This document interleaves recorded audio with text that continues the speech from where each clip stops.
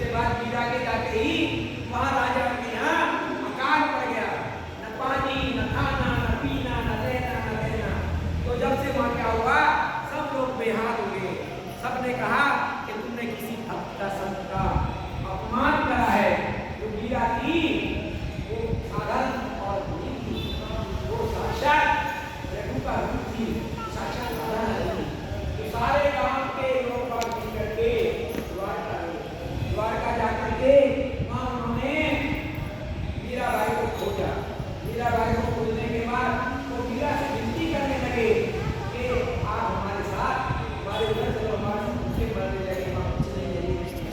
लेकिन मीरा के तो कौन थे, ठाकुर जी थे। मीरा कहने लगी मेरे तो मित्र गोपाल मगर उनके पीछे मैं कहीं नहीं जाऊँ, जैसे वो कहेंगे वैसे मैं करूँगी। तो वो गई ठाकुर जी के पास, और ठाकुर जी के पास जाने को उनके चरणों में लेट गई। प्रभु बताइए मैं क्या करूँ। जैसे वो ठाकुर जी के चरणों में जाकर के प्रार्थना करेंगी, भगवान ने क्या करा, उसको अपने में समा दिया। अब उनके जो और थे लोग मुझे लिखते वो सब देखते रहे। तब उनको मैं जबकि आपकी बात जीते जी कोई वैल्यू नहीं होती है, मरने के बाद करना पड़ता है लोगों को। इसीलिए कोई इनमें से देखो किसी का कुछ होता, यहाँ जितने भी बैठे हुए हैं पता नहीं भगवान सबके अंदर है, लेकिन महसूस करो अगर तुम्हारे कर्म अच्छे होंगे, कर्म बढ़िया होंगे तो भगवान तुम्हारे साथ है। भगवान कहीं नहीं। जब रावण ने अत्याचार कर दिया था धरती के ऊपर, तो सारे देवता लोग घबरा गए। देवता लोग घबरा करके कहने लगे कि कहाँ जाए, कैसे उसका अत्याचार खत्म होगा।